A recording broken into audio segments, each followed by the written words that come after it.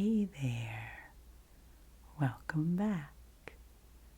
Today I have another festive show and tell video for you. I had so much fun showing you my Christmas and holiday vinyl collection that I decided today I wanted to share with you some of my favorite Christmas movies. So I have this little stack of DVDs here. I have 6 of them. I had to, limit things a little bit and tried to curate this to my top 6 because there are many, many holiday movies and specials that I love. So I am going to go through each one of these and we'll look at the cover and do a little tracing, and I will give you a little bit of information and kind of a little review of each of these movies and why I love them so much. I do want to give the caveat that I limited myself for this to what I would consider movies, things that are an hour long or longer.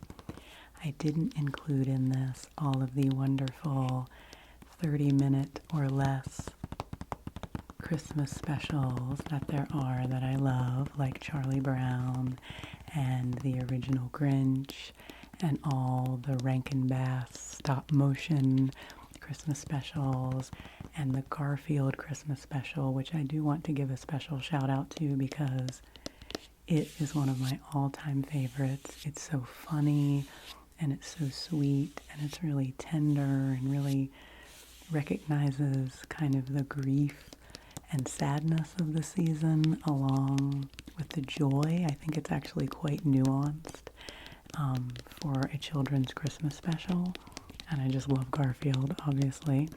And so if you've never seen the Garfield Christmas special, I highly recommend you look that one up. But for today, we are working with slightly longer form pieces of cinema, and I'm really excited to share these with you. So we will dive in. Number 1, we have, these are really in no particular order, but these are definitely my top favorites. We have the Muppet Christmas Carol, and you can see Gonzo here on the front as Charles Dickens portraying our narrator, and Kermit as Bob Cratchit, and Miss Piggy as Mrs. Cratchit, and Robin as Tiny Tim over here. Michael Caine is actually not on the cover of this, who portrays Ebenezer Scrooge in this version. And you all know that I love A Christmas Carol. I have the whole complete read aloud of the entire story that I did on my channel very early on. It was one of the first projects I did and one of the things that inspired me to start my channel to begin with. And this version, the Muppet Christmas Carol, is one, and this was the 20th anniversary edition of this, is one of my all-time favorite interpretations of A Christmas Carol. I love it because so much of the language in this is really pulled directly from the book, directly from the story, which I think is really cool, and a lot of the lyrics to the songs are also really true to the original language of the story. I love the Muppets anyway, in any form, and the banter between Gonzo as he portrays Charles Dickens as the narrator and Rizzo the Rat is always comedy gold. And Michael Caine is just a wonderful, wonderful Scrooge. And the music is so beautiful. I mean, some of my favorite Christmas songs, just really, really beautiful lyrics that really capture a lot of the joy and, as I said with Garfield, kind of the tenderness of the season. And it's really just one of my favorites. So if you have never seen The Muppet Christmas Carol, I highly recommend that you check it out. Here is a little image with Oscar winner Michael Caine. Justin and I always say Oscar winner Michael Caine, which is actually a reference from a C-Lab 2020 cartoon. If you've ever watched any episodes of that, very funny satire. This is a Blu-ray 20th edition of this, like I said. You can also see on the back here Statler and Waldorf as Jacob and Robert Marley. That's one of the cool interpretations of this, that they made two Marley brothers, so Statler and Waldorf could portray that part. And then you see Fozzie over here as Fozziewig instead of Fezziwig, Scrooge's employer when he is a young man. So there are just so many charming ways that this was interpreted to turn into a Muppet version. So if you have somehow never seen this one, you've never seen the Muppet Christmas Carol, I highly recommend it. It will make you laugh. It might bring a tear to your eye because it is a very beautiful story, and Kermit as Bob Cratchit and Robin as Tiny Tim, it's just so wonderful. It really brings that Muppet magic to a very classic Christmas tale. So can't recommend this one highly enough. It's a big tradition in my family to watch this one, and I do remember going to see it in the theater when it came out, and it's just a really special one. So, The Muppet Christmas Carol. Now next up we have one that is a little more obscure, that you might not be familiar with, and this is a true DVD, so we've got a good DVD case rattle here. This is Ernest Saves Christmas. And here's Ernest clinging to the Christmas tree. If you're not familiar with Ernest, Ernest is a character from the late 80s and early 90s who was portrayed by Jim Varney, who was a genius comedic actor, in my opinion. And Ernest is a very bumbling but kind-hearted, sort of child at heart kind of character. And he had quite a series of movies in the very late 80s and early 90s, starting with Ernest Goes to Camp. And this was the second movie, Ernest Saves Christmas, I think. And he had a very short-lived, I think it was only one season, of a kid's show that was on Saturday mornings called Hey Vern, It's Ernest. And the whole bit with Ernest, if you're not familiar, is that, first of all, he did a lot of sketch comedy where he would portray different characters. And he was quite talented in that way, I think, taking on different characters and costumes and doing these funny sketch comedy bits. And then another whole premise of the show was that Ernest would interact with the camera and speak to the camera as if the camera was his friend Vern. And Vern was another character sort of in the Ernest universe, but you never saw Vern because Vern was basically you. And Ernest would direct would interact directly with you, with Vern, and the camera was kind of like, you know, up in your face as the viewer, and you sort of got to take on being Vern. So I think it was just a very interesting sort of technique that was used in that show. It makes me think of Peep Show, the British comedy show, if you've ever watched that, where, you know, the camera is sort of focused on you as if you're really in the show and interacting with the character that's speaking to you. So there's a little bit of this in this movie. There is a scene where Ernest goes to Vern's house, and you get a little bit of that classic Vern comedy, that Vern POV there for you.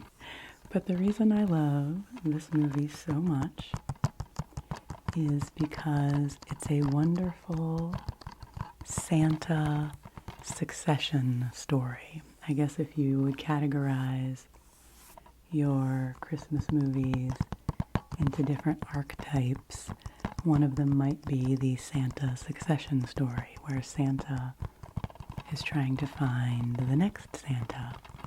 And that is the premise of this story. It takes place in Orlando, Florida, and Santa has traveled from the North Pole to Orlando to basically recruit the next Santa, who is a man named Joe Carruthers.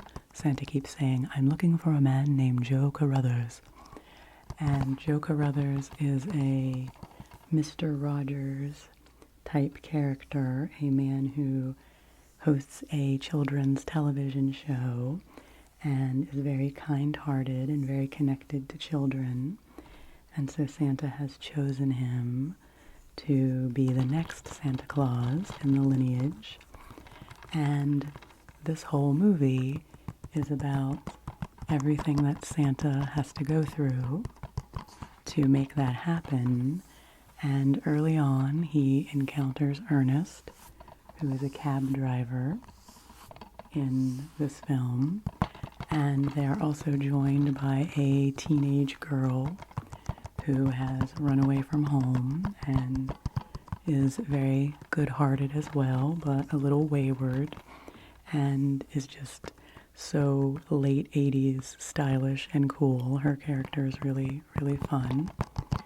And Santa and Ernest and this young girl go through all sorts of wacky adventures in order to get the message through to the next Santa and help him believe and make it all happen. And it's just really, really funny. The comedy in this, it's just, to me, it's very like innocent, pure, silly comedy. A lot of good physical comedy, a lot of good character sketch comedy of Ernest taking on different roles, and a lot of good secondary characters that are really funny. And there's a whole little secondary plot of these two guys at the airport who deal with package deliveries at the airport, and Santa has shipped the reindeer to get there ahead of him, and these two sort of bumbling guys dealing with this shipment of reindeer is very funny and endearing. And if you watched my Santa's personal assistant role play, I referred to Santa as Big Red a couple of times, and that is a reference from this movie because there are a couple of elves in this movie, and at one point when Ernest is going to drive the sleigh in a moment of need, one of those elves says, "Big Red ain't gonna like this," and it cracks us up. So that's why I had to get the Big Red reference in there. So this movie is from 1988, I think. I'm pretty sure. And it is perhaps not your typical Christmas classic, but it's one that Justin and I really love.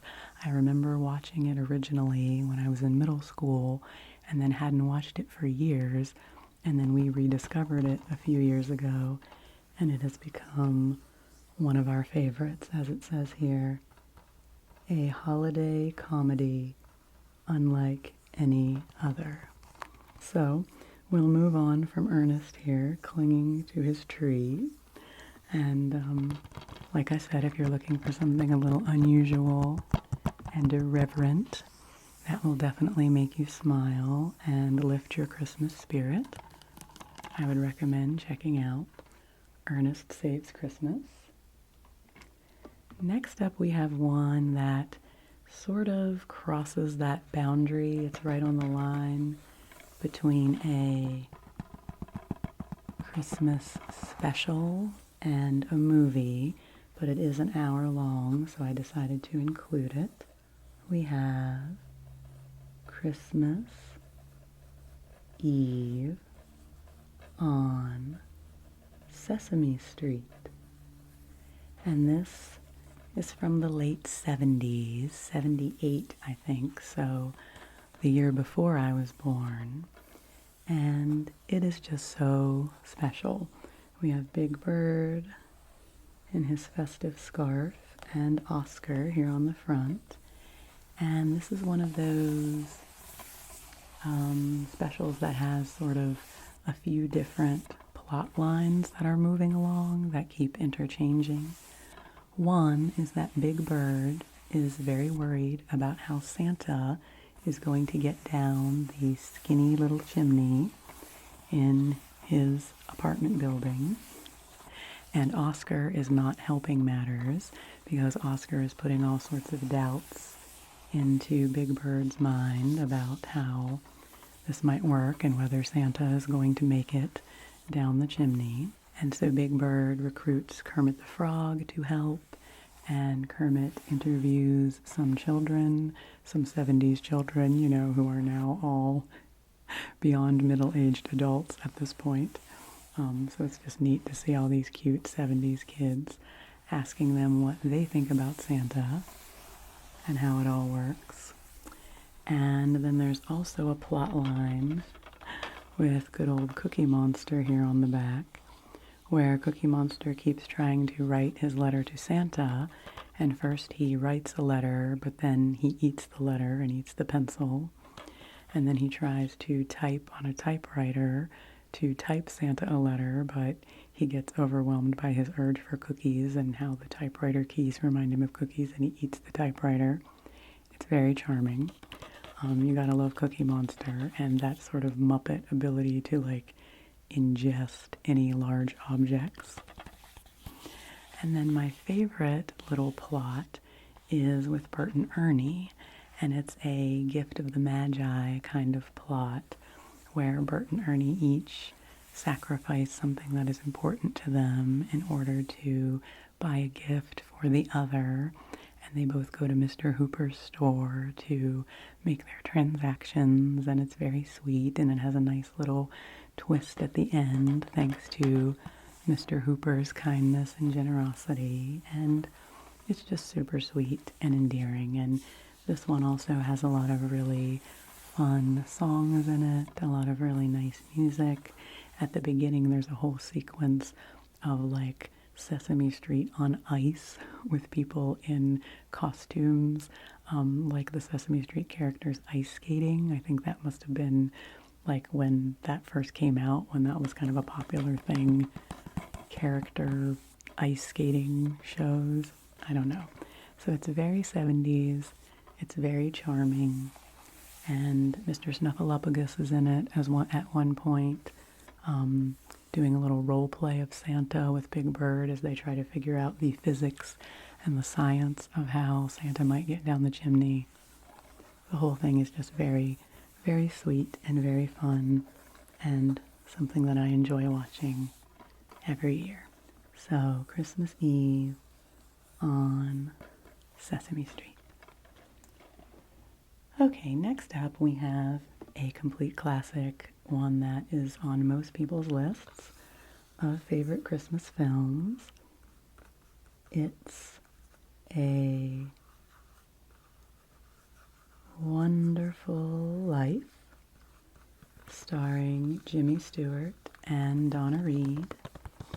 And like most people, I just love this movie because I love Jimmy Stewart And I love all of the classic vintage moments in this movie when he's a young boy working in the drugstore, and when he's a young man and goes to the graduation party in the high school gymnasium, and the gymnasium floor opens up while they're dancing and they all fall into the pool.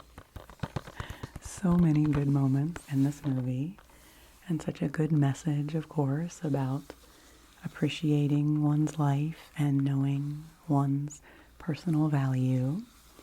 And I will admit that when my sister and I were kids, we would always fast forward through the part where Uncle Billy loses the money because that was just too hard to watch. And so we would fast forward through that really, heavy, heart-wrenching, emotional part, back when we had it on a VHS tape. But it still is just a classic. It's one that I love. And we've got Clarence, the guardian angel here, sitting on the back. And it's just one that, always warms your heart. And when he's running through the streets of Bedford Falls in the snow at the end and being so full of thanks and gratitude for everything in his life, how can that not lift your heart? So It's a Wonderful Life is definitely on my list of favorites. Next up, we have another Muppet favorite. There are 3 Muppet-related movies in this pile, not surprisingly. You know how much I love the Muppets. But this one is a little less known, I think. This is Emmet, Otter's Jug-Band Christmas. And you see on the front here, we have Emmet Otter and his ma, and then we have some other animals that live along the river, and that's kind of what this story is based on. You can see here Emmet and his ma in a rowboat along the river, and these are all the little animals, the muskrats and the otters and the mice and the frogs and the rabbits and all the animals that live along the river and their little life and adventures. And these characters don't have a lot, but they have a lot of love and a lot of care for each other. And this is also a Gift of the Magi type story. And if you're not familiar with the Gift of the Magi, which is a classic story by O. Henry, I actually did a read aloud of that last year on my channel, so I'll link to that if you're not familiar with that story and kind of that archetype. But again, it's a story of 2 people who care for each other a lot and don't have very much money, and they both sacrifice something important to them in order to buy a gift for the other, and then it ends up that what they have sacrificed is very closely related to the gift that the other person has purchased for them, and so there's a bittersweetness to it. And in this story, Emmet and his mom each want to buy each other a special Christmas gift, and so they each kind of hatch a secret plan to try to win the prize money in a talent contest that is being held. And they each want to win the prize money so they can buy a gift for the other. And Emmet and his friends put together a jug band to perform in the talent show. And Ma Otter has a beautiful singing voice, so she does a singing number in the talent show. And that talent show is one of the most entertaining things you could possibly watch. All these Muppets doing their different funny talent acts. And one of the highlights is when a band made up from some of the sort of like teen animals from the wrong side of the tracks enters their rock band into the talent show, and they're from River Bottom, and they're called the River Bottom Nightmare Band, and they sing this excellent rock song with lots of light effects and cool costumes. in the talent show. It's very, very entertaining. They're sort of like a cousin to the Electric Mayhem. Very cool. And it has a little twist at the end, so that things don't work out exactly as Emmet and his ma had planned, but there's still a happy ending for their little family. And this is another one that's just really funny, but also will really pull at your heartstrings because Emmet's pa is not with them anymore. They are getting along without him, and so it's a story if you're missing someone at the holidays that can have a lot of meaning. It makes me cry. I cannot watch this one without crying. So it's going to make me cry just talking about it. But it's really special. And again, the music is just so beautiful, so beautiful. So this is another 70s classic that if you have not seen, I would highly recommend that you look it up. Emmet Otter's Jug-Band Christmas. Okay, and so the last one I have here, I think you always have to include a Christmas movie that's not really a Christmas movie in this kind of a mix. And this is the one that I always like to watch at Christmas that isn't really a Christmas movie. And I will say, I should put a plug in that with my sister-in-law at the holidays, we often watch the Jurassic Park movies, and we often watch Batman Begins and that series of Batman movies. So those are other non-Christmas movies that we often watch at Christmas. But as far as one that is a little bit Christmassy, this is Desk Set, starring Spencer Tracy and Katharine Hepburn, who are such a wonderful duo and made so many wonderful movies together. And this movie is from 1957, and it takes place in the offices of a movie studio where Katharine Hepburn works in the research and information department, which is basically like the internet before there was the internet. So for the movie studio, if any of their writers or anyone else involved in the movies needs information or needs something fact-checked, they call Katharine Hepburn's department. Her character's name is Bunny in this movie. And Bunny and her team of very sharp women have all these reference materials. It's kind of like a library, and they will go and look up the details about a certain country, or they'll find the text of a poem or some piece of literature that someone needs, and they will go find the information. They all have very encyclopedic minds, and so it's just kind of fascinating to think about how that sort of operation worked at that time.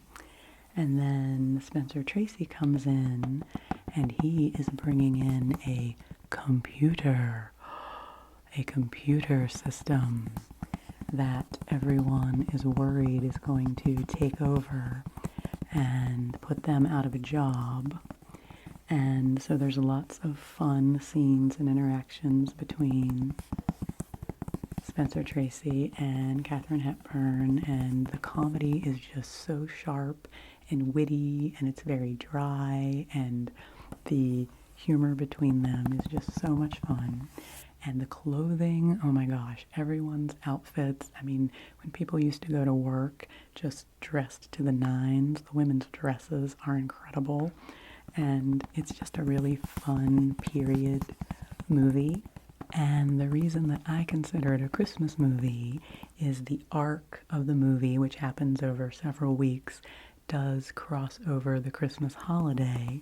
And there is a scene in this movie of an office Christmas party, which is just incredible. And I always say I want to go to this office Christmas party where basically it's like just the whole day, no one's doing anything, everyone's partying and popping bottles of champagne and you know, carrying on in all of the offices, and they're all dressed so festively, and they're throwing confetti, and, you know, everyone's giving each other presents, and at one point the doors open into the research department, and a bunch of people push a piano that's on wheels into the room while someone is playing it, and all these people come rushing in, and they're dancing all around the piano, and I mean, it's just hysterical. So, you know, who knows if that's really how people partied at work in 1957.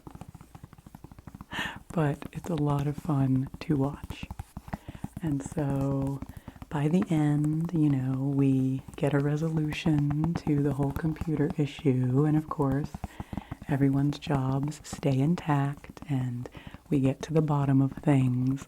But there's just a lot of cute, funny scenes in this movie, and it's actually based on a stage play called Desk Set, so it has that kind of a feel to it, like you're watching a play, and it's very, very funny, and I enjoy it a lot, so I always try to bring it into the mix in my holiday movies.